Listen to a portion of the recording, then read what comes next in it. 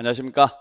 자, 제4회 전국모의고사 해설을 맡고 있는 저는 부동산 세법의 임기원입니다. 자, 여러분들 벌써 여름이 너무 훌쩍 다가왔죠. 지금 제가 촬영하는 이 시점이 지금 6월 말 정도 되는데 벌써 이렇게 많이 덥네요. 여러분들도 지금 많이 힘드신 시기가 지금 다가오고 있습니다. 벌써부터 체력적으로도 힘드신 분도 계실 것이고 정신적으로도 힘드신 분들도 많이 계실 건데, 이럴 때일수록 더욱더 여러분들이 자기 자신에 대한 믿음을 좀 많이 가지시면서 좀 긍정적인 생각을 많이 하셔야 돼요. 아시잖아요.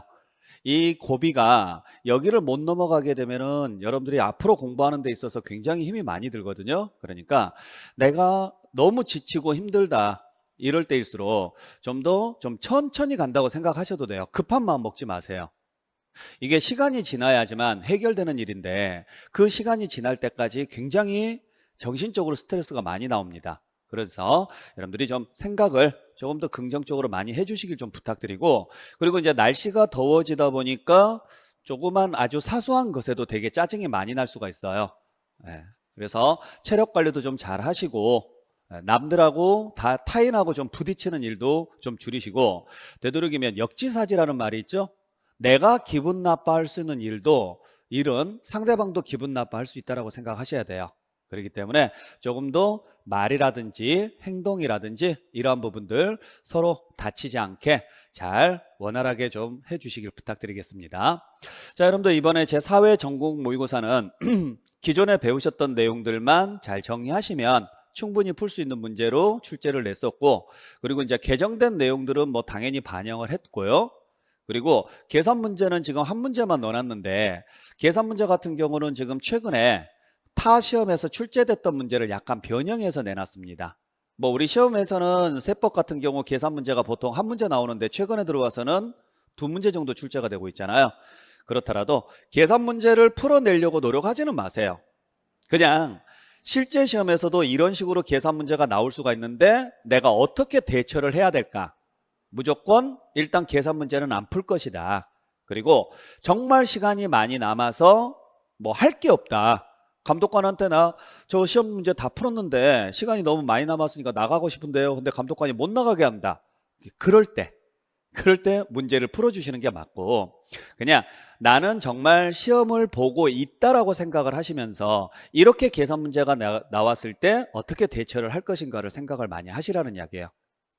되도록이면 문제 푸는 것은 권유하지 않습니다. 그냥 찍는다라고 생각을 하시는데, 공부할 때는 풀어보시는 게 좋아요. 이런 형태의 문제들도 있구나 라는 걸 알기 위해서. 그리고 계산 문제를 풀다 보면 이런 문제가 어느 정도 정립이 됩니다. 그걸 위해서 계산 문제 같은 경우 꼭 공부할 때는 여러 번 반복해서 좀 풀어주시길 부탁드릴게요. 자, 그러면 보죠. 25번부터 보죠. 납세무 성립과 확정, 부과에 관한 설명으로 옳은 것은 이렇게 돼 있는데, 자, 1번 보니까 뭘 물어봤느냐면 성립 시기를 물어봤네요. 근데 과세 기간이 끝나는 때입니다. 자, 그래서 보니까 소득세네요. 소득세는 과세 기간이 끝나는 때가 맞죠? 다만 우리가 소득세가 앞에 무슨 자가 붙든지 상관없어요. 퇴직소득세가 붙든 양도소득세가 붙든 종합소득세가 붙든 상관없습니다. 지방소득세든 뭐든 무조건 과세기간이 끝나는 때예요. 다만 세 가지. 첫 번째, 중간예납이라고 붙었다. 그러면 중간예납기간이 끝나는 때예요. 두 번째, 예정신고라고 붙었다. 그러면 그 과세 표준이 되는 금액이 발생한 달의 말일입니다. 달의 말일. 그리고 세 번째가 이렇게 원천징수라고 붙었다. 그때는 과세기간이 끝나는 때가 아니고, 우리 원천징수는 언제 하는 거예요? 그렇죠. 원천징수는 언제 하는 거냐? 돈을 줄 때 떼고 주는 거잖아요. 그죠? 복권이 당첨이 됐었을 때 당첨금액 수령하면 세금 떼고 줍니다. 이게 원천징수거든요. 그래서 소득을 지급하는 때 이렇게 가야죠. 올해 공인회계사 문제에서 출제됐던 내용이에요. 자, 그 다음에 2번에 보면, 이번에는 납세무 확정을 물어봤습니다. 근데 종합부동산세래요. 근데 언제라고 돼 있느냐면 신고하는 때라고 돼 있죠. 자, 종합부동산세는 신고한 때 납세무가 확정되는 게 맞죠. 신고하는 때 확정될 수가 있죠. 어떤 경우? 신고 납부하는 경우. 그래서 앞에 봤더니 신고 납부라는 말이 있어요, 없어요? 없네요. 원칙이라고 주어졌죠? 원칙은 신고하는 때가 아니라 정부가 뭐 하는 때? 결정하는 때. 물론 납세무자가 신고 납부를 했다라고 하면은 그때는 신고하는 때가 맞고. 자, 그다음에 3번에 보시면 뭐라고 되어 있느냐면 기한 후 신고서를 제출을 했대요. 자, 여러분들 꼭 기억하셔야 돼요. 기한 후 신고가 뭔지 아시죠? 자수하는 거거든요. 근데 누가 자수하는 거냐? 신고를 하지 아니한 자가 정부에서 결정해서 통지하기 전에 자수할 수 있는 것을 뭐라고 하느냐면 기한 후 신고라 그래요. 반대로 신고서를 제출한 자가 고쳐서 신고하는 것을 뭐라고 하느냐면 수정신고라고 합니다. 자, 그때 기한 후 신고는 신고서를 제출하지 아니한 자가 하기 때문에 기한 후 신고를 하더라도 요 신고로서 확정력이 없어요. 이 신고로서 확정력이 없기 때문에 반드시 다시 정부에서 뭐 해줘야 되느냐? 결정을 해줘야 돼요. 언제까지 해줘야 되느냐면 3개월 이내에 해줘야 됩니다. 근데 신고일로부터 2개월 이래서 틀린 거죠. 몇 개월 이내에 해줘야 된다? 3개월 이내에 해줘야 된다. 네, 꼭 기억을 좀 해주시길 부탁드립니다. 그래서 법정기한 내에 신고서를 제출하지 아니한 자가 정부가 결정을 해서 통지하기 전에 자수할 수 있는 것을 기한 후 신고라고 하는데 이 신고 자체는 아무런 확정력이 없다. 왜냐하면 애초부터 뭐 하지 않았으니까, 신고하지 않았으니까. 그래서 신고를 하더라도 반드시 다시 결정을 해줘야 되는데 몇 개월 이내? 3개월 이내에 결정을 해줘야 된다는 거 꼭 기억을 좀 해주시고. 자, 그 다음에 4번 지문도 올해 타시험에서 출제됐던 내용입니다. 자, 이번에는 뭐가 나왔느냐면 수정신고가 나왔거든요. 자, 수정신고는 어떤 효력을 가지느냐? 감액하는 효력이 아니라 증액이죠. 왜냐하면 수정신고는 누가 하는 거냐면 신고서를 제출한 자 중에서 적게 신고한 사람이 하는 거예요. 적게.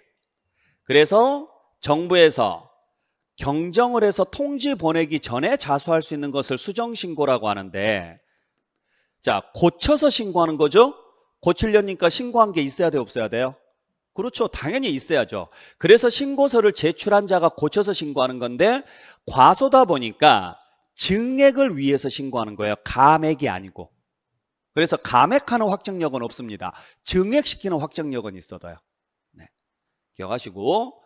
자, 그 다음에 5번은 올해부터 지방세 같은 경우 올해부터 개정된 내용. 국세는 예전부터 개정이 이미 됐었던 내용인데 가산세 있죠.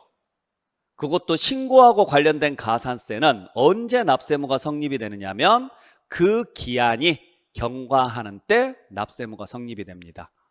그렇죠. 가산세는 어디서부터 붙느냐면 여기서부터 붙잖아요. 그러다 보니까 요 기한 자체가 뭐 하는 때? 경과하면 그때부터 붙는 게 뭐냐면 가산세예요.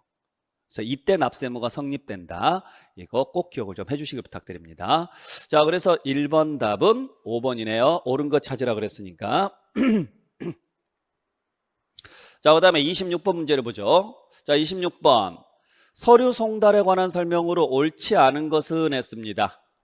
자, 그랬을 때 1번 보니까 교부 송달이네요. 자, 교부 송달이라는 것은 뭘 이야기해요? 직접 찾아가서 전달해 주는 것을 교부 송달이라 그래요. 그래서 송달할 장소에 가서 그 송달을 받아야 할 자에게 서류를 건네줌으로써 이루어지는 건데, 다만 송달 받기를 거부하지 아니하면 어디에서도 줄 수 있느냐면 다른 장소에서도 줄 수 있습니다. 그러니까 전화했더니 어디세요? 지금 사무실에 안 계시는 것 같은데 어디세요? 그랬더니 이 밑에 커피숍에 있습니다. 그러면 제가 커피숍에 가서 전달해 드려도 될까요? 네, 그러면 거기 가서 줄 수도 있다고요. 자, 그 다음에 2번에 봤더니, 자, 2번에 보니까 공고한 날로부터 14일이 지나면 서류 송달이 된 것으로 본대요. 자, 그래서 보니까 뭐라고 돼 있느냐면 주소 또는 영업소가 분명하지 않대요. 자, 주소 또는 영업소가 분명하지 않으면 무슨 송달을 하느냐? 공시송달을 합니다. 자, 공시송달이라는 것은 게시판에다가 붙이는 걸 이야기해요. 그러면 이 사람이 서류를 받는지 안 받는지 알 수가 없잖아요. 그래서 언제? 그냥 공고한 날로부터 며칠이 지나면 14일이 지나면 그 사람이 본 걸로 간주를 해요. 그렇기 때문에 그때부터 뭐가 발생하느냐? 서류에 효력이 발생한다. 이렇게 보시면 되고. 자, 3번 보시죠. 자, 3번 보시면 요 단어 나왔을 때 잘 보셔야 돼요. 정당한 사유 없이 서류 수령을 거부하더라. 정당한 사유 없이 서류 수령을 거부하면 이때는 공시송달을 하는 게 아니라 무슨 송달을 하느냐면 유치송달을 해요. 유치송달이라는 게 뭐냐?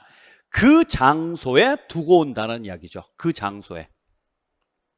그래서 서류를 들고 갔습니다. 서류를 들고 갔는데 안에 사무실에 분명히 사람이 있어요. 사람이 있는데 안 받겠대요. 그러면 서류를 가져온 사람은 할 방법이 없잖아요. 네, 예전에 시험제 나왔을 때 이걸 뭐라고 냈느냐? 만약에 정당한 사유 없이 서류 수령을 거부하면 공시송달한다 이렇게 문제가 나왔는데 틀린 문장. 공시송달이 아니라 그래요? 그러면 당신들은 분명히 정상적으로 서류를 받을 수 있음에도 불구하고 서류 수령을 거부하였으므로 이 자리에 두고 갑니다 라고 되어 있어요.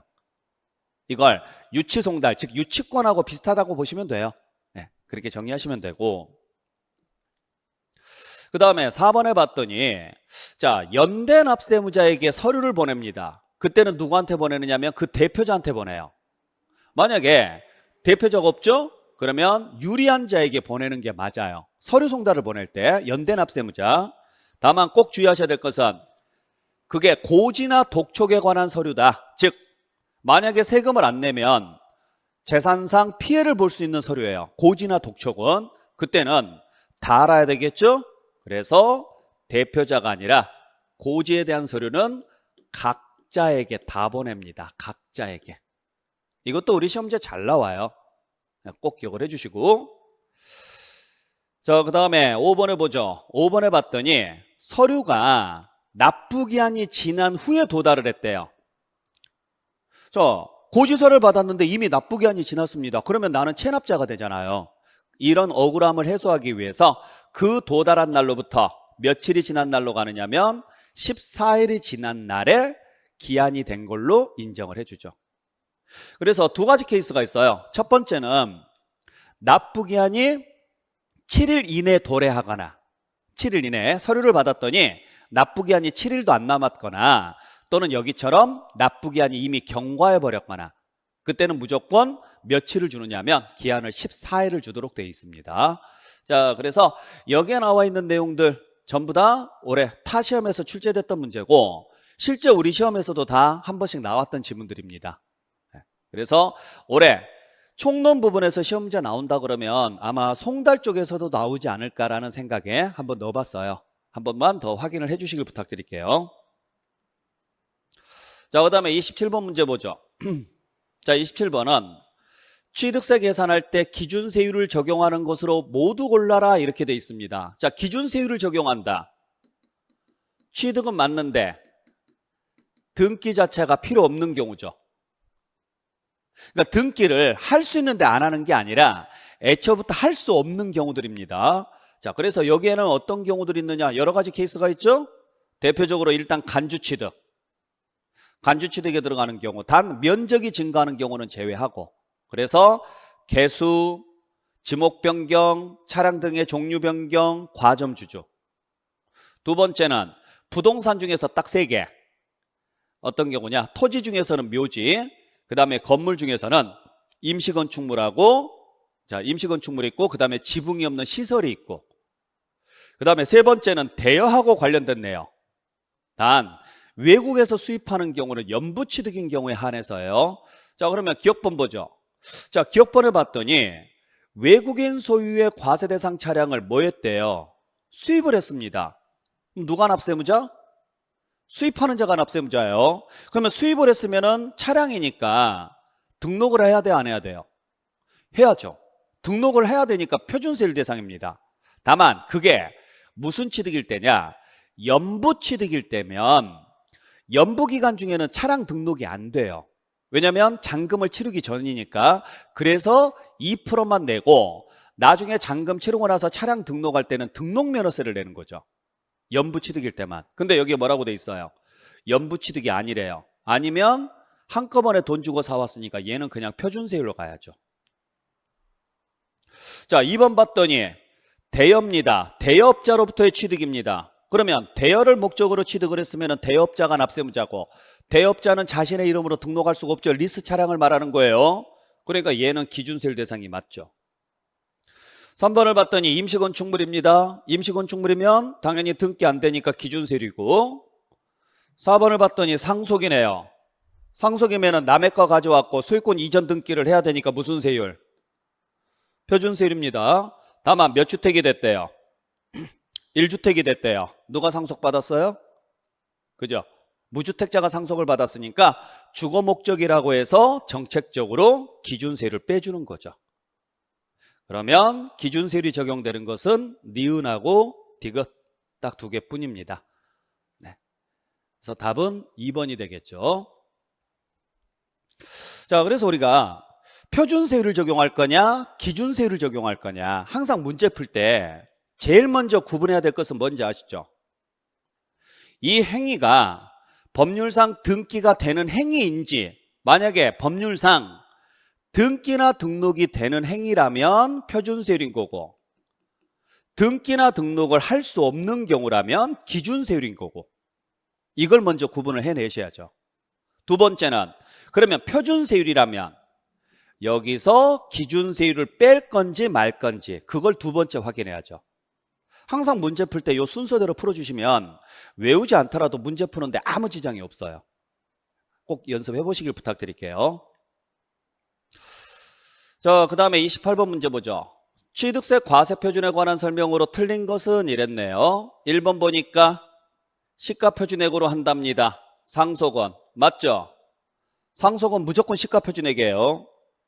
자, 2번 봤더니 매회 지급하는 금액으로 간대요. 연부는 맞네요. 자, 3번에 봤더니 사실상 취득가격으로 간답니다. 지목 변경은. 자, 우리 지목을 변경을 했어요. 실제 지출이 있나요 없나요? 있죠. 있으니까 당연히 뭘로 가야 돼요? 사실상 취득가격으로 가야죠. 다만 법인이 아닌 자로서 사실상 취득가격을 확인할 수 없을 때만 뭘로 간다 그랬어요? 그죠? 시가표준액으로 간다 그랬죠? 그래서 변경 후 시가표준액에서 변경 전 시가표준액을 뺀 금액으로 합니다. 이렇게 가야죠. 즉 A지목에서 B지목으로 지목을 바꾼단 말이에요. 지목을 바꾸는데 이때 들어간 비용이 4천만 원의 비용이 들어갔습니다. 4천만 원의 비용이 들어갔는데 이 당시 공시지가가 2억이었어요. 근데 지목을 바꿔놓고 공시지가를 확인해 보니까 3억입니다. 그러면 가액이 증가한 사실이 확인됐으니까 취득세 내야죠? 그때 취득세는 원칙이 이 돈으로 가라고요. 무슨 금액? 실제 지출한 금액. 그걸 무슨 금액이라고 그래요? 사실상 취득가격이라고 해야죠. 그래서 그 4천만 원에다가 지목 변경으로 인해서 가액이 증가한 이 부분은 따로 등기부에 안 나오죠? 그러니까 몇 프로? 2%.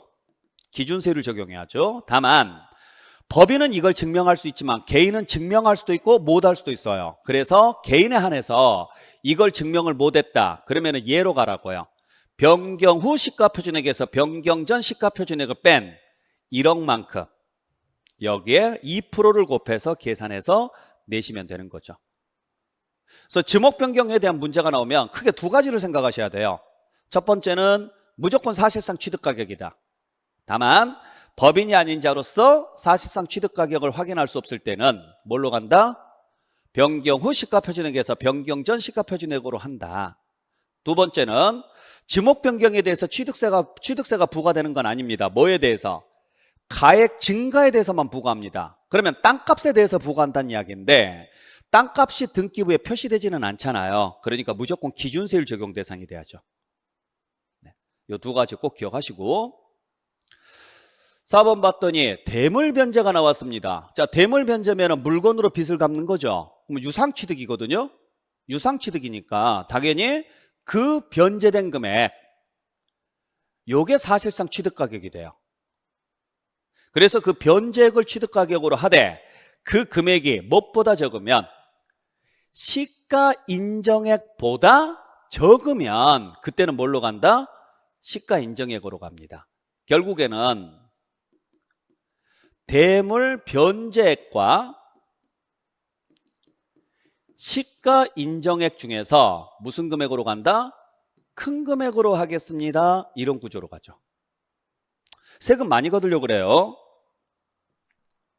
자, 그 다음에 5번에 봤더니 교환이 나왔네요. 교환은 금전거래 없이 물건끼리 바꾸는 거죠. 그래서 사실상 취득가격이 안 나와요. 무조건 뭘로 가야 돼요? 시가 인정액으로 가야 되는데 그때 시가 인정액은 이전 받는 시가 인정액으로 한다가 아니라 이전 받는 부동산의 시가 인정액과 이전하는 부동산의 시가 인정액 중 이전하는 부동산의 시가 인정액 중 뭘로 가는 거예요? 높은 가액으로 간다 이렇게 가셨어야죠. 그래서 답은 5번이에요. 그러니까 내가 준 부동산의 시가 인정액과 내가 가져온 부동산의 시가 인정액 두 개를 다 비교하는 거죠. 그래서 둘 중에서 무슨 금액으로 간다? 높은 금액으로 합니다. 이런 식으로 보셔야 돼요. 즉 갑이라는 분이 을이라는 분한테 건물을 주고 시가 인정액 10억짜리 건물을 주고 을로부터 토지를 받아오는데 토지의 시가 인정액은 8억이더라. 그러면 갑은 토지에 대해서 취득세를 내야 되잖아요. 토지에 대한 취득세를 낼 때 과세표준은 10억으로 잡으라고요. 그리고 교환이니까 유상취득이죠? 유상취득이니까 4%. 이렇게 계산해서 내십시오. 8억짜리여도 무시하고 둘 중에서 무슨 금액으로 간다? 큰 금액으로 가겠습니다. 이런 식으로 가셔야 돼요. 자, 그 다음에 29번 문제를 보죠. 취득세에 관한 설명으로 옳은 것은 이랬는데 자, 1번 보면 취득세 표준세율이 1000분의 40이래요. 그래서 봤더니 무슨 취득? 합병입니다. 자, 여러분들 합병으로 취득을 하면은 등기를 해야 되니까 표준세율이에요. 그죠? 근데 합병을 하게 되면 고용승계를 해야 된다 그랬잖아요. 그래서 국가에서 정책적으로 세금 부담을 줄여주기 위해서 무슨 세율을 빼요? 기준세율을 빼요. 이때 요 표준세율은 무슨 취득으로 보느냐? 합병은 무조건 무슨 취득으로 봐요? 기업이 기업을 돈을 주고 사오는 거니까 유상취득으로 보셔야죠. 그래서 유상취득이니까 농지나 주택이 아니라 그러면 무조건 4%죠. 자, 그 다음에 2번 보니까 자, 옳은 거니까 답은 1번입니다. 자, 2번 보죠. 2번 보면은 취득으로 보지 않는데요. 계약을 해제를 하면 자, 해제가 나왔을 때 취득으로 보지 않으려면 전제 조건 두 가지. 첫 번째는 뭐 해야 된다? 등기 등록을 안 했어야죠. 두 번째는 증여니까 언제까지? 3개월. 그리고 개월수가 나왔으니까 달의 말일로부터. 만약에 유상이었으면 60일. 그리고 60일 앞에는 달의 말일자 없어야 되고. 네, 꼭 기억하시고. 자, 그 다음에 3번 보죠. 3번에 봤더니 취득으로 보지 않는데요. 그래서 봤더니 도시개발 사업을 했는데 환지 계획에 따라서 받는 건축물이래요. 자, 그럼 보죠.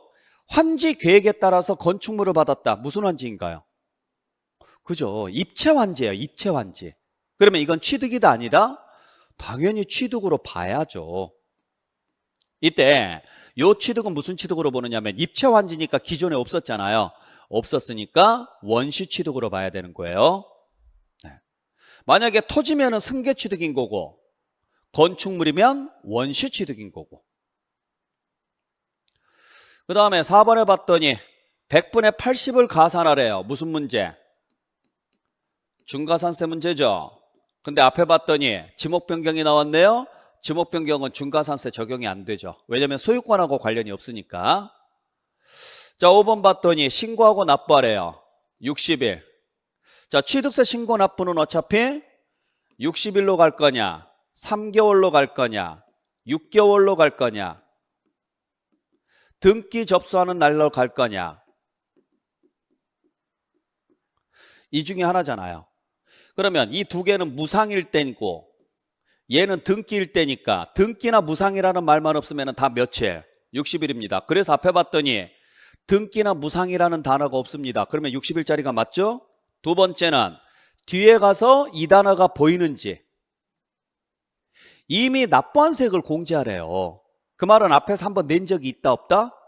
있다는 이야기죠. 뭔 소린지는 몰라도 돼요. 앞에서 낸 적이 있으니까 공제하라는 이야기거든요. 그때 공제할 때 늘 물어보는 문제죠. 가산세 포함한다 제외한다? 제외하고. 가산세까지 포함을 해서 공제를 해주게 되면은 제재 효과가 사라지잖아요. 네, 그래서 이렇게 정리하시면 될 것 같아요. 자, 그 다음에 30번 문제입니다. 등록면허세 과세표준하고 세율에 대한 문제네요. 자, 그러면 우리 등록면허세 과세표준하고 세율은 제일 먼저 뭐부터 구분하셔야 돼요? 그죠? 설정인지 말소인지부터 구분을 해 주셔야죠. 등록면허세 문제면. 그래서 설정이 나오는 건지 말소가 나오는 건지. 왜냐면 말소가 나오면 무조건 뭘로 가야 돼요? 건당 6,000원으로 가야 되니까. 근데 눈 씻고 찾아봐도 말소자 없습니다. 그러면 일단 얘는 아닌 거고. 두 번째는 소유권인지 아닌지를 보셔야죠. 왜냐하면 소유권이면 무조건 과세표준은 부동산가액입니다. 대신 세율을 우리가 확인하면 되는 거고, 반대로 소유권이 아니면 과세표준을 확인해야죠. 세율은 0.2%로 가야 되니까. 자, 그럼 보죠. 1번은 소유권이고 2번부터는 소유권이 없네요. 그러면 2번부터는 소유권이 아니니까 끝에가 무조건 2가 나와야죠. 그러면 답은 4번은 절대 아니라는 이야기죠. 왜냐하면 옳은 거 찾으라 그랬으니까. 자, 그러면 이제 나머지 거 확인해 보죠. 나머지 거 확인해 보니까 1번은 원인이 상속입니다. 상속이면 38광땡에서 8로 가야죠. 근데 15가 나왔으니까 틀렸네요. 얘는 8이 나와야 되네요. 자, 2번은 임차권이니까 보증금이 아니라 월세로 가야죠.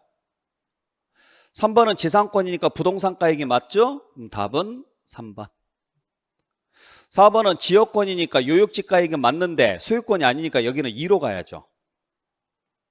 5번은 가처분이니까 가압류나 가처분은 무조건 뭘로 가야 돼요? 채권금액으로 가셔야죠. 채권금액. 그래서 가압류, 가처분이 나왔다. 무조건 뭘로 간다? 채권금액으로 한다. 답은 3번으로 갑니다. 자, 그 다음에 31번 문제를 보죠. 재산세에 관한 설명으로 옳게 묶인 것은 이렇게 나와 있는데, 자, 기억본 보겠습니다. 기억본에 봤더니 3단계 누진세가 적용이 된대요. 자, 우리 3단계 누진세가 나올 수 있는 물건은요, 별도 합산 토지이거나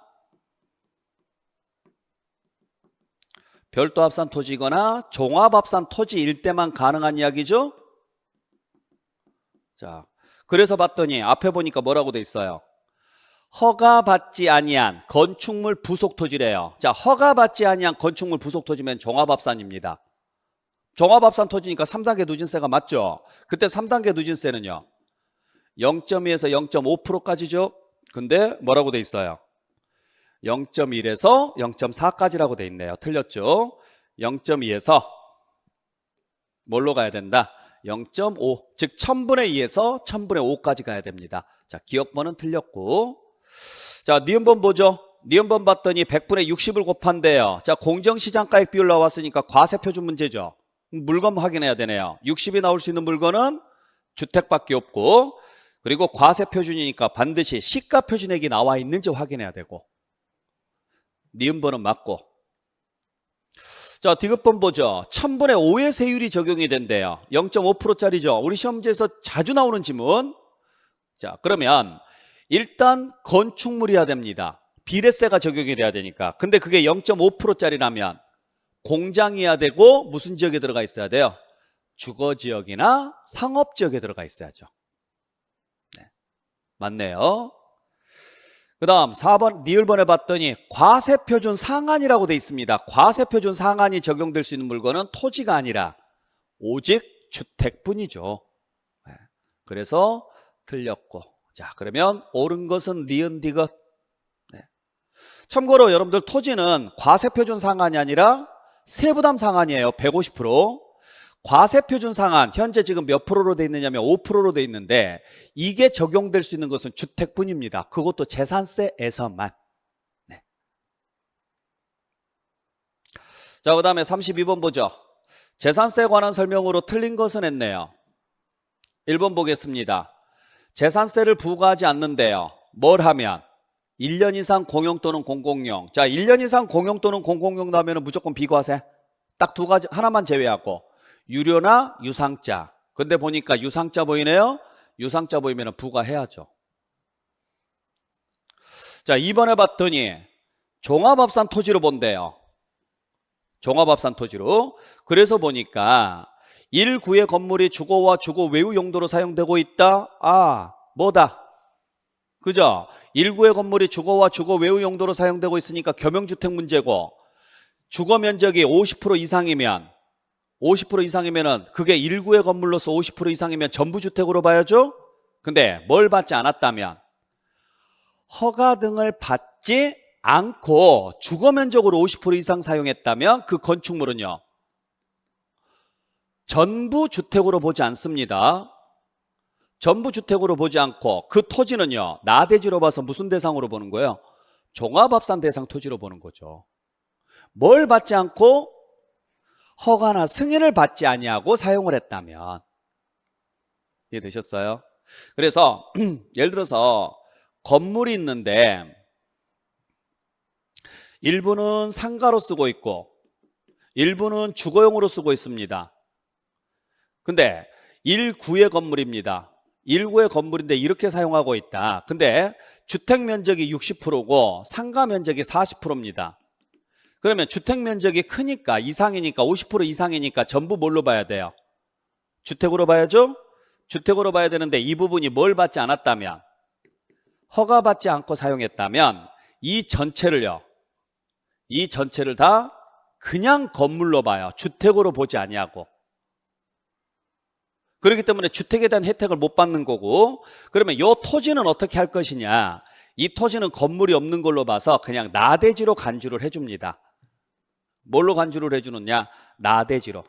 나대지로 간주를 해주니까 종합합산 대상 토지가 되는 거죠. 종합합산 대상 토지. 이렇게 보시면 돼요. 네. 자, 그 다음에 3번 보니까 납부할 의무가 있대요. 누구한테? 사용자한테. 우리 사용자가 나오려면 앞에는요, 그렇죠, 귀속이 분명하지 아니하여. 만약에 신고하지 아니하여가 나오면은 공부상 소유자예요. 귀속이 분명하지 아니하여가 나오면은 사용자가 되는 거고. 4번 봤더니 분할 납부를 할 수가 있대요. 그래서 보니까 400만 원입니다. 자, 400만 원이면은 250의 2배인 500을 넘지 않았으니까 250 초과분만 가능하죠. 그러니까 150만 원이 맞죠.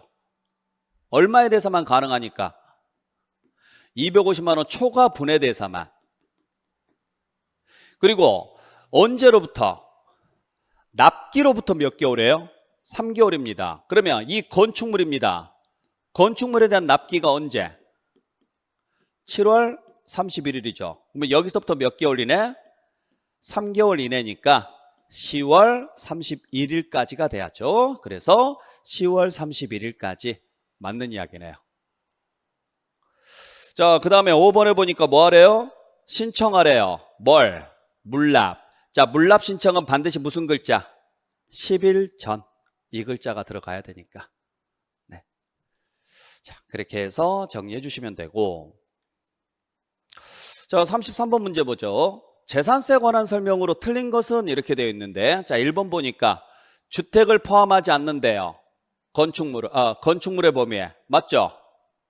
과세 대상이 토지, 건축물, 주택, 선박, 항공기가 있습니다. 이게 재산세 과세 대상인데 요 주택이 건축물의 범위에 포함된다 안 된다? 안 된다. 당연한 이야기. 왜냐면 따로 과세할 거니까. 자, 2번 재산세를 부과하지 않는데요. 파산. 자, 파산 나오면 재산세 부과해야죠. 누가 납세무자? 그죠? 공부상 소유자가 납세무자죠. 공부상 소유자가. 네. 아셨죠? 참고로 파산에 대한 비과세 규정은 딱 두 군데밖에 없어요. 여러분들이 배우시는 범위 내에서는.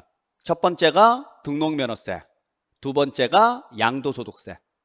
그래서 등록면허세하고 양도소득세 문제가 아니라면 파산에 대해서 뭐 부과하지 아니한다 이렇게 문장 나오면 무조건 틀린 문장이에요.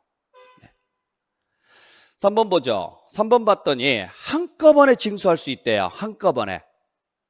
자, 이 말이 나오려면 단서조항 3개가 필요하죠. 첫 번째는 주택이어야 된다. 두 번째는 20만 원 이하여야 된다. 세 번째는 7월 달에 징수한다. 자, 그래서 주택으로서 10만 원이니까 20만 원 이하잖아요. 20만 원 이하면 언제 한꺼번에 징수할 수 있다? 7월 달에. 빨리 걷고 싶으니까. 자, 그 다음에 4번에 봤더니 그 소유자를 납세무자로 본대요. 그래서 앞에 보니까 주택으로서 토지 건물의 소유자가 다르답니다. 자, 그러면 소유자 몇 명? 2명. 둘 중에 누가 납세물을 지느냐? 둘 다 납세물을 진다. 그 소유자가 납세물을 집니다. 다만 세금 계산할 때는 토지 건물을 뭐 하기 때문에 합산해서 계산하기 때문에 그걸 반드시 뭐 해야 돼요? 그 세액을 나눠야 돼요. 무슨 비율로? 시가표준액 비율로. 이렇게 나누셔야죠. 아시겠죠? 그래서 자, 건물 있고 토지가 있더라. 근데 건물 소유자가 갑이고 토지 소유자가 을이더라. 세금 계산은 어떻게 하느냐? 토지 건물을 무조건 뭐 해서? 합쳐서 계산합니다. 여기에다가 뭘 곱해서? 세율을 곱해서 세액을 구한 다음에 요 세액을 누구한테? 이 소유자한테 부과를 하겠다고요. 이 소유자한테. 그래서 누가 납세무자? 그 소유자가 납세무자가 되고, 그때 연대 납세무가 없기 때문에 얘를 나눠야 되는데 무슨 비율로 나누느냐? 애초부터 계산 자체를 시가표준액으로 했으니까 무슨 비율로 나누시라고요? 시가표준액 비율로 나누십시오. 이렇게 가셔야 돼요. 자, 그 다음에 5번 봤더니 고지서 발급하래요. 자, 이 문제가 나왔다. 그러면 두 가지를 보셔야 돼요. 첫 번째는 언제? 개시 5일 전까지예요. 개시 5일 전까지 발급을 해야 되고, 두 번째는요, 이걸 어떻게 적어야 되느냐? 구분해서 적어서 보내셔야 된다. 합산하지 말고 토지분 재산세 따로, 주택분 재산세 따로 이런 식으로 가야 된다. 이렇게 보시면 되죠. 네. 자, 그래서 틀린 건 2번입니다. 자, 34번 문제를 보죠. 종합부동산세 관한 설명으로 틀린 것은 이랬네요. 이번에는 이제 종합부동산세죠. 자, 1번 보시면 1세대 1주택자로 봐준대요. 어떤 경우냐? 자, 일시적으로 2주택이 됐대요. 그죠? 즉 다른 주택을 양도하기 전에 1주택을 취득해서 2주택이 됐다. 그러면 몇 년? 3년이 경과하지 않으면 우리는 1세대 1주택자로 봐줘요. 그래서 집을 여러 채 가지고 있음에도 불구하고 1세대 1주택자로 봐주는 경우가 4가지가 있죠. 첫 번째, 1주택과 다른 주택의 부속 토지를 소유하고 있는 경우. 두 번째, 일시적 2주택으로서 3년이 경과하지 아니한 경우. 세 번째, 1주택과 상속주택을 가지고 있는 경우. 네 번째, 1주택과 지방 저가주택을 가지고 있는 경우. 요 4가지는 무조건 몇 주택자로 봐준다? 1주택자로 봐준다. 다만 그 1주택자 혜택을 받으려면 반드시 뭘 해야 돼요? 그죠? 신청을 해야죠? 늦어도 언제까지? 9월 말까지 뭐 해라? 신청하십시오. 그렇기 때문에 종합부동산세 같은 경우는 뭐 주택을 배제시켜 주세요, 나 이렇게 혜택을 좀 주세요 라고 할 때는 무조건 언제까지 신청해야 되는 거예요? 그래요. 9월 말까지 신청을 하셔야 되는 겁니다. 잘 보시길 부탁드릴게요. 자, 그 다음에 2번을 보니까 자, 문장 한번 끌어놓고 2번을 보니까 뭘 물어봤느냐면은 과세표준을 물어봤습니다. 과세표준을 물어봤는데 뭐가 나왔어요? 영원이 나왔어요. 자, 영원이 나오려면 전제 조건 두 가지. 첫 번째는 법인이어야 된다. 두 번째는 주택이어야 된다. 이 두 가지 요건이 모두 충족돼야 영원입니다. 만약에 법인이라고 하더라도 토지가 나왔다. 그러면 법인 개인, 토지는 법인 개인 구분 없이 종합합산은 5억, 별도합산은 80억이에요. 주택만 영원이냐, 9억이냐, 12억이냐 세 가지로 나누는 거고.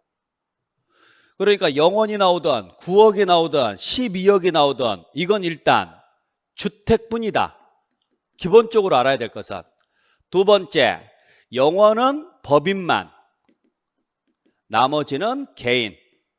단 그 개인이 1세대 1주택자면 12억 원이 되는 거고. 그러면 영원이 나왔으니까 주택이 나와야 되고 법인이 나와야 되고, 그리고 영원이 나왔다는 이야기는 과세표준 문제니까 반드시 뒤에 가서 뭘 곱한다고 나와야 돼요? 그렇죠. 공정시장가액비를 곱한다라고 나와야죠. 이게 빠지면 틀린 문장이 되는 거죠. 참고로 주택이니까 이때 공정시장가액비로 몇 프로입니까? 그렇죠. 60%가 되죠. 자, 그 다음에 3번에 보니까 뭐라고 돼 있느냐, 보유기간별 공제율을 적용받을 수 있대요. 자, 우리 연령에 따른 세액공제하고 장기보유 세액공제를 받을 수 있는 경우가 있죠. 전제 조건은 그죠? 몇 주택자? 1주택자만 됩니다. 꼭 기억하시고, 두 번째, 이때 보유기간은 몇 년부터예요? 3년이 아니라 5년부터죠. 3년은 어디에서 나오는 거예요? 그죠? 양도소득세 장기보유 특별공제가 3년인 거고, 종합부동산세는 3년이 아니라 5년입니다. 그래서 기본적으로 5년, 10년, 15년을 잡고 가죠. 그래서 2, 4, 5, 20%, 40%, 50%가 되는 거죠. 자, 그 다음에 4번 보면 이 문장도 우리 시험 문제에 잘 나오는 문장. 자, 뭐라고 돼 있느냐, 재산세로 부과된 세액은 종합부동산세액에서 이를 뭐 하도록 돼 있다? 공제하도록 돼 있습니다. 그때 공제할 때 항상 나오는 문장, 가감 조정된 세율이 적용이 됐다면 당연히 뭘로 가고? 적용된 걸로 가고. 네. 세부담 상한을 적용받았다면 당연히 뭘로 가고? 적용받은 걸로 가고. 네. 전이 나오면 안 되고 그 금액 그대로 가야죠. 그 다음에 5번도 우리 시험 문제 자주 나오는 문장, 종합부동산세를 부과할 수 없대요. 제척기간을 물어봤는데, 자, 우리 기본적으로 제척기간이 5년, 7년, 10년인데 종합부동산세는 무신고가 없으니까 7년짜리는 없어요. 그러면 5년 아니면 10년인데 부정행위가 없대요. 부정행위가 없으면 10년짜리로 아니네요. 그럼 몇 년? 무조건 5년. 그리고 종합부동산세처럼 처음부터 정부가 결정함으로써 납세무가 확정되는 세금은 언제부터? 성립일부터죠. 그래서 성립일부터 몇 년이 지나면, 5년이 지나면 종부세를 부과할 수 없다. 네, 같이 정리하시고. 자, 35번 문제를 보죠. 자, 이번에는 부동산과 관련된 사업소득입니다. 자, 부동산과 관련된 사업소득이니까 무슨 문제? 임대 문제라고 봐야죠. 자, 그랬을 때 첫 번째 보시면 총 수익금액에 산입하지 않는데요. 이 말은 과세한다 안 한다? 안 합니다. 그래서 봤더니 보증금 쪽 문제네요. 간주임대료 문제니까. 자, 우리 보증금에 대해서 과세가 되느냐 안 되느냐는 제일 먼저 뭐부터 확인해야 돼요? 그렇죠. 주택인지 아닌지부터 봐야 돼요. 왜? 주택이 아니라면 무조건 산입해야 돼. 죄송합니다. 간주임대료를 무조건 산입해야 돼요. 근데 주택이라면 전제 조건이 필요하잖아요. 몇 주택 이상? 3주택 이상이면서 보증금 합계액이 3억 원을 초과해야 돼요. 그런데 앞에 봤더니 주택입니다. 자, 주택 보증금이 과세가 되려면 전제 조건은 무조건 몇 주택 이상? 3주택 이상이 돼야 돼요. 근데 몇 주택이에요? 1주택자입니다. 1주택자니까 산입되지 아니한다가 맞죠. 참고로 기준시가가 20억 원짜리래요. 자, 기준시가가 20억 원짜리면 이거 고가주택이거든요. 고가주택인데 몇 주택에 해당해요? 1주택에 해당해요. 그러면 보증금에 대해서는 절대 과세하지 않아요. 뭐에 대해서만? 월세에 대해서만 과세가 되는 거죠. 월세에 대해서만. 늘 확인하셔야 되고. 자, 2번 보겠습니다. 2번 봤더니 역시 총 수익금액에 산입하지 않는데요. 뭘? 간주임대료를. 그런데 봤더니 물건이 뭐예요? 그죠? 역시 주택이죠. 자, 주택이면 주택보증금이 간주임대료로 들어가려면 몇 주택 이상? 3주택 이상. 보증금 합계액이 3억 원을 넘어야 되는데 3주택이 안 됐잖아요. 그러면 산입하지 아니한다가 맞죠? 1번하고 2번을 왜 제가 지금 동시에 줬느냐면 여러분들이 혼동하지 말란 이야기예요. 주택 같은 경우 고가주택이라고 해서 보증금에 대해서 과세하지는 않습니다. 1주택에 해당하는 경우 원래는 비과세를 해줘야 되는데 기준시가가 12억 원을 초과하면 고가주택이거든요. 고가주택이 되더라도 월세 쪽은 과세가 되지만 보증금 쪽은 절대 과세되지 않는다는 거 기억을 좀 해주시라고 일부러 내놓은 거예요. 아시겠죠? 혼동하시면 안 돼요. 그 다음에 3번 들어가도록 하죠. 자, 3번 보시면 뭐라고 돼 있느냐면 사업소득으로 과세가 된대요. 사업소득으로. 그래서 봤더니 임대인데 어디에 있대요? 외국에가 있답니다. 외국에가 있으면 무조건 과세되는 게 맞죠? 외국에 있으면. 자, 그렇게 해서 여러분들 정리해 주시고. 자, 그 다음에 4번 보시면 뭘 한다고 지금 돼 있느냐면 분리과세를 하겠대요. 자, 여러분들 분리과세가 되려면 임대에서 분리과세가 되려면 전제 조건이 두 가지가 필요해요. 첫 번째는요, 주택이어야 됩니다. 두 번째는요, 수익금액이 2천만 원 이하여야 돼요. 그러면 수익금액이 2천만 원 이하였을 때 분리과세를 한다 그러면 그때는 어떻게 되느냐? 분리과세를 했었을 때 등록임대주택이면 수익금액에서 60%를 비용 처리해줘요. 그리고 다른 소득금액이 없으면 추가로 400만 원을 공제를 해주죠. 반대로 미등록임대주택이라면 수익금액에서 50%를 공제를 해주고 다른 소득이 없으면 200만 원을 추가로 공제를 해줍니다. 자, 근데 여기서 봤더니 60%를 비용 처리해 준대요. 필요경비가. 자, 필요경비가 60%가 나온다는 이야기는 등록임대주택이라는 이야기거든요. 그러면 이후에 다른 소득금액이 임대소득 외에 임대소득을 제외한 해당 과세기간의 종합소득금액이 2천만 원 이하래요. 그러니까 임대소득을 제외하고는 2천만 원 이하의 수입이 있었다. 그러면 추가로 공제를 받을 수 있는데 그때 추가 공제는 400만 원이 돼야죠. 60%가 나오면 400만 원이 떨어져야 돼요. 60%가 나오면 50%가 나왔다면 그때는 200만 원이 떨어져야 되는 거고. 아시겠어요? 네.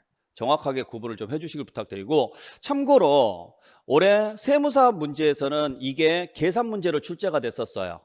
이 계산 문제가. 그래서 분리과세, 자, 분리과세를 선택했을 경우 수익금액이 분리과세를 선택했을 경우 사업소득금액 총 사업소득금액이 얼마냐 이런 식으로 해서 문제가 나왔었죠.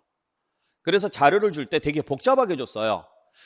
3개를 줬는데 그중에 2개는 하나는 등록임대주택이었고 2개는 미등록임대주택이었고, 그러면 등록임대주택 같은 경우는 60%를 비용 처리해 줘야 되고 미등록임대주택 같은 경우는 50%를 비용 처리해 줘야 되고, 그리고 다른 종합소득금액이 2천만 원 이하면 추가로 등록임대주택은 400만 원, 미등록임대주택은 200만 원을 공제를 해줘야 돼요. 요 계산식을 알아야지만 풀 수 있는 문제니까 꼭 확인해 주시길 부탁드립니다.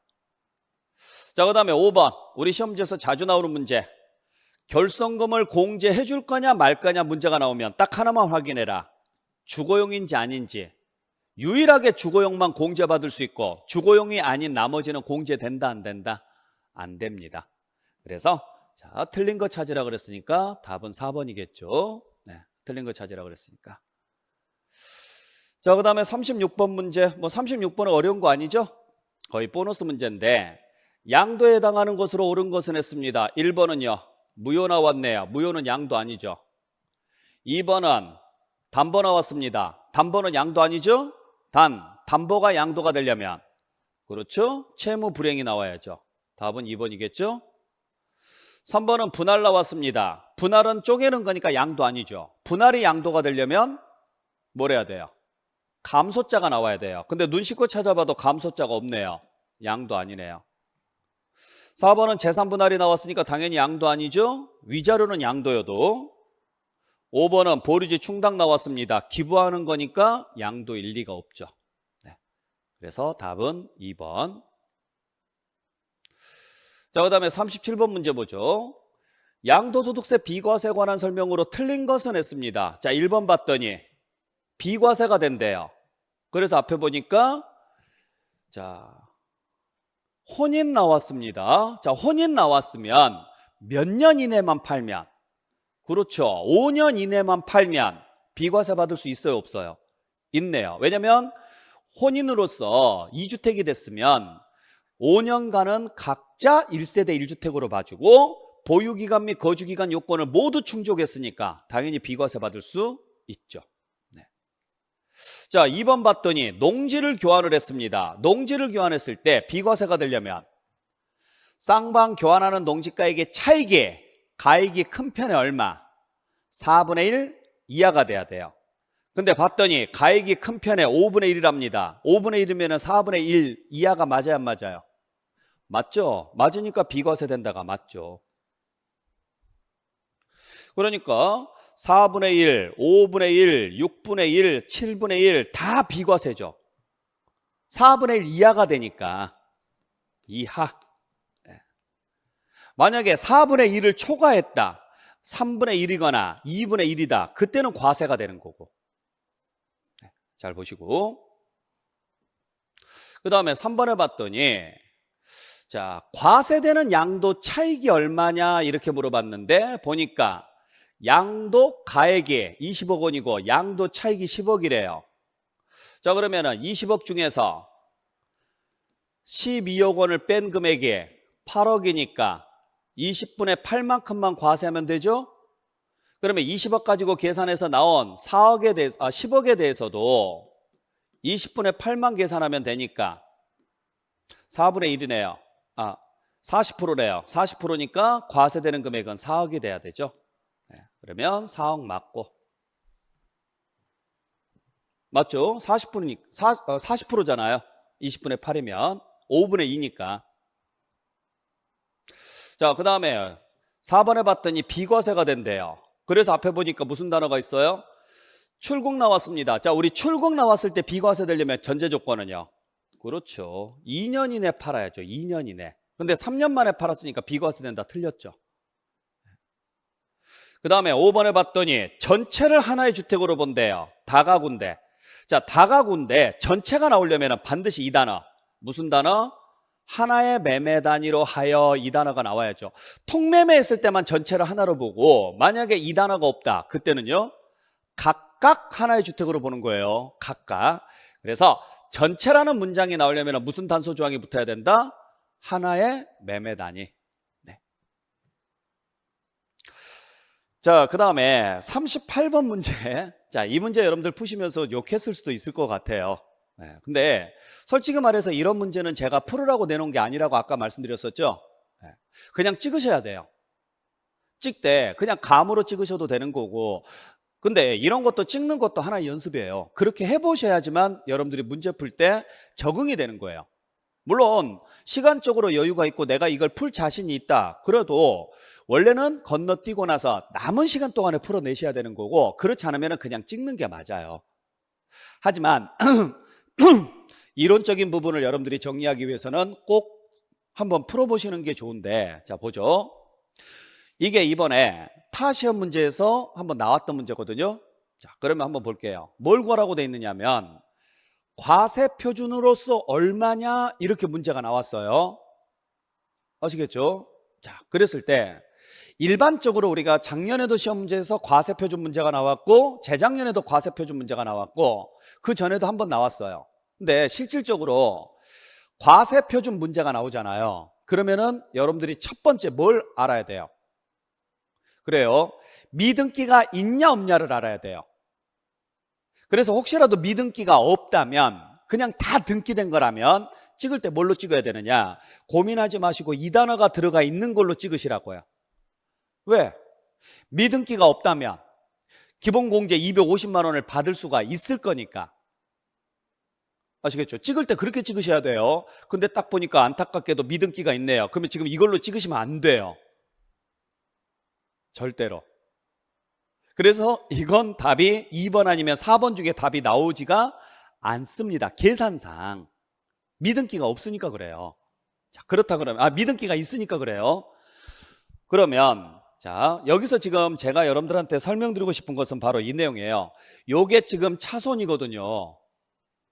그러면 우리가 양도 차손이 발생했을 때 어떻게 처리를 해야 될 것이냐, 요걸 여러분들한테 지금 설명드리고 싶은 건데, 첫 번째는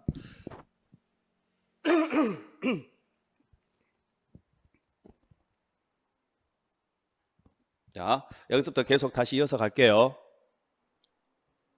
그래서부터 38번 문제는 아까 했던 내용 중 방금 좀 기침이 나와서 이 부분은 좀 빼고 이어서 가겠습니다. 자, 그래서 지금 우리 38번 문제는 여러분들한테 제가 설명드리고 싶은 것은 바로 이 부분이에요. 이 차손 공제를 어떻게 처리를 할 것인가에 대한 문제예요. 어떻게 처리를 할 것인가에 대한 문제인데, 여러분들 양도 차손이 발생하면 첫 번째 알아야 될 게 뭐냐면, 양도 차손은 양도 소득금액에서 공제를 해준다라는 이야기입니다. 두 번째는 같은 소득 내에서만 공제가 된다는 이야기예요. 그러니까 부동산에 관한 권리, 기타 자산은 같은 집안이니까 같이 공제가 되고, 신탁수익권, 주식, 파생상품은 별개고. 자, 그러면 지금 여기서 보면 토지 쪽에서 차손이 발생했어요. 그러면 토지랑 같은 집안이 뭔지를 확인해 보죠. 건물 같은 집안이 아니에요? 같은 집안이죠? 건물 같은 집안입니다. 신탁수익권은 같은 집안이 아니잖아요. 그럼 얘는 일단 버리고 갈게요. 그러면 요 안에서만 공제가 된다라는 이야기죠. 차손 공제가. 두 번째는, 그 다음은 양도 차손을 공제할 때는 같은 세율이 적용되는 자산에서 먼저 공제를 해줘요. 그럼 뭐죠? 이쪽은 지금 몇 프로냐면 미등기니까 얘는 세율이 70%짜리예요. 그 다음에 얘는 1년 8개월짜리입니다. 1년은 넘었는데 2년은 안 됐으니까 토지는 40%짜리입니다. 세율이. 그 다음에 C는 역시 1년은 넘었는데 2년은 안 됐으니까 얘도 40%짜리네요. 그러면 같은 세율이 적용되는 자산에서 먼저 공제를 해줘야 되니까 여기서 먼저 공제가 들어가야 되는 거죠.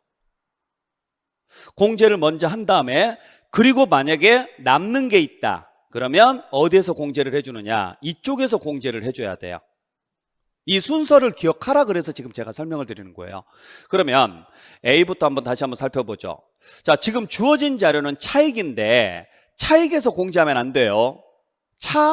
소득금액에서 공제를 해야 돼요. 그러면 A는 지금 8천만 원입니다. 차익이 8천만 원인데 장기보유 특별공제 받을 수 있어요, 없어요? 못 받아요. 왜? 미등기니까. 그러면 그대로 소득이 얼마예요? 8천만 원인 거죠, 소득이. 그 다음에 B는 어차피 양도 차손이니까 그대로 얼마로 잡느냐? 마이너스 1억으로 잡아야 됩니다. 자, 그 다음에 C는 7천만 원입니다. 장기보유 특별공제 안 됩니다. 왜? 보유기간이 이거밖에 안 되니까. 3년이 안 되잖아요. 그러면 역시 소득금액은 7천입니다. 자, 그러면 여기에서 얘를 어디에서 먼저 공제를 해줘야 되느냐? 자신과 같은 세율이 적용되는 자산에서 먼저 공제를 해줘요. 그러면 이쪽에서 먼저 공제를 해주게 되겠죠? 그죠? 이쪽에서 먼저 공제를 해주게 되면 7천을 먼저 공제를 하고 나면 얘가 없어지고 잔액이 얼마가 남아요? 3천이 남습니다. 그러면 요 3천이 다시 여기서 공제를 해야죠. 그러면 이제 3천도 없어지고 얼마 남아요? 5천 남습니다. 무슨 금액이? 소득금액이.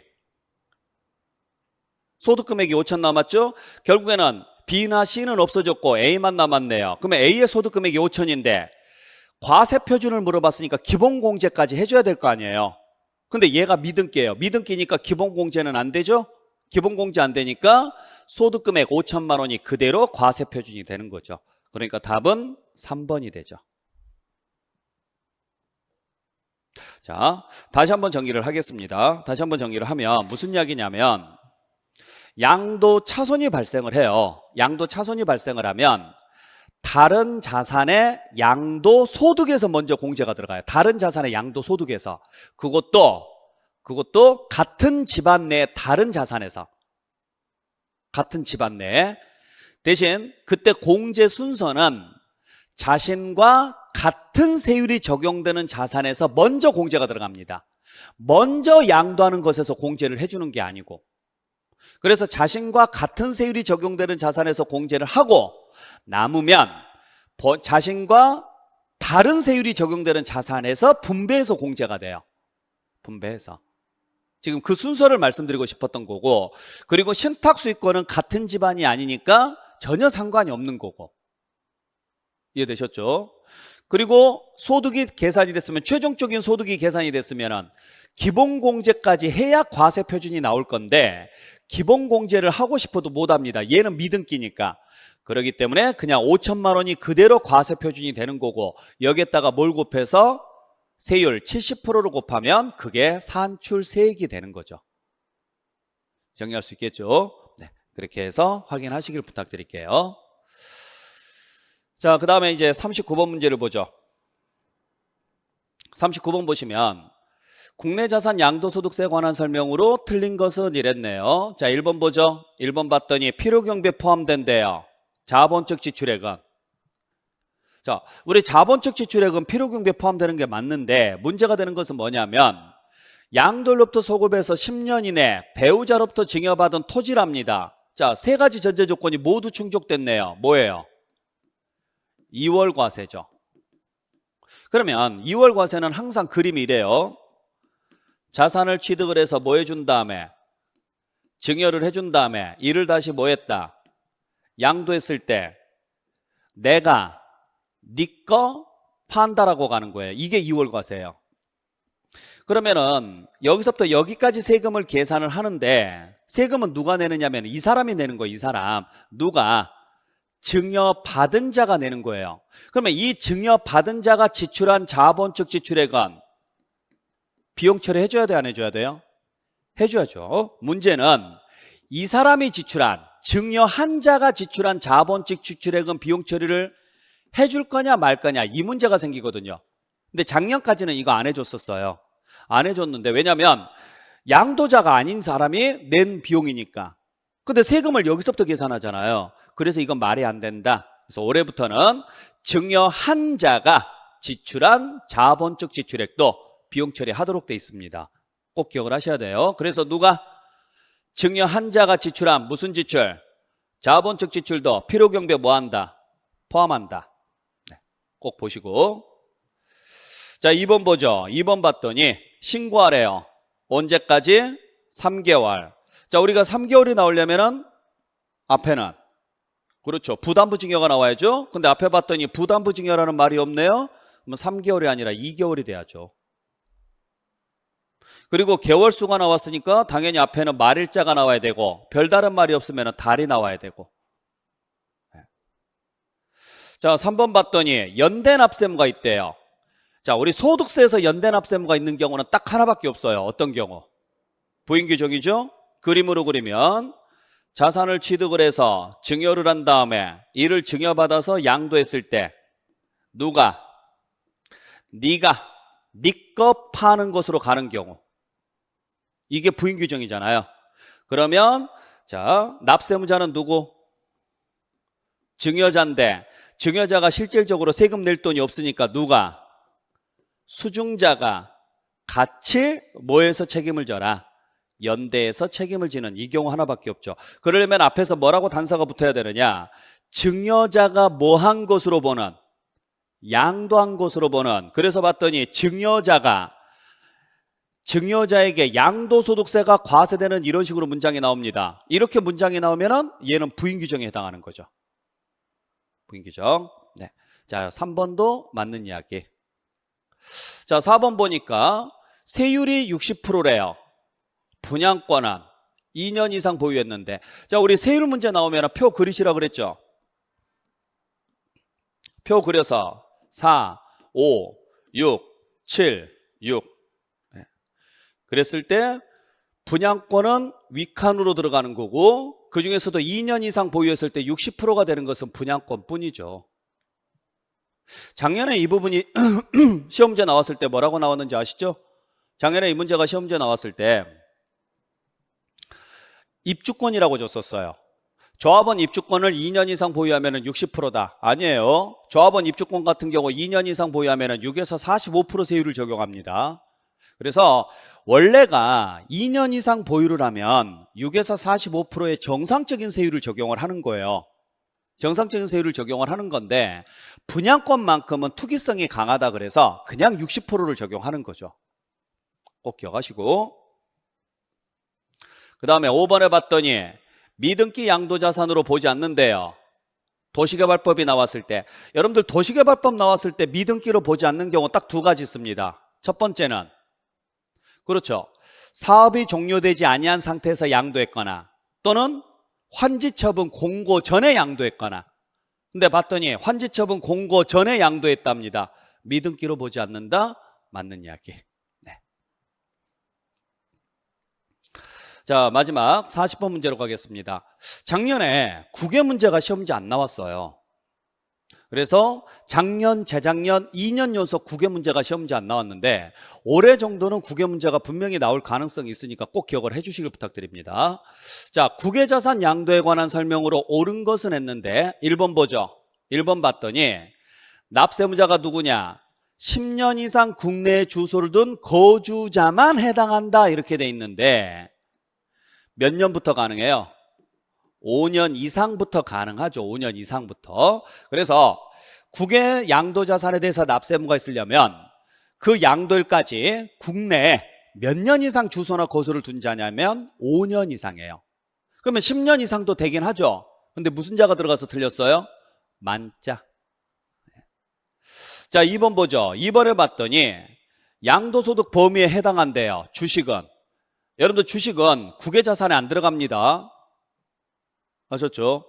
신탁수익권하고 파생상품하고 주식은 전부 다 국내 걸로 인정을 하고 문제를 풀어요. 우리 법상. 국외 걸 별도로 인식을 해주는 것은 부동산하고 부동산에 관한 권리하고 기타 자산까지예요. 부부기까지만. 자, 3번에 보면은 이 내용. 환차익이라는 문제가 나와요. 우리 시험지에서도 잘 나오거든요. 환차익은 환율 변동에 의한 차익이고 이건 내 의지가 아니라 그래서 양도소득의 범위에 포함하지 않습니다.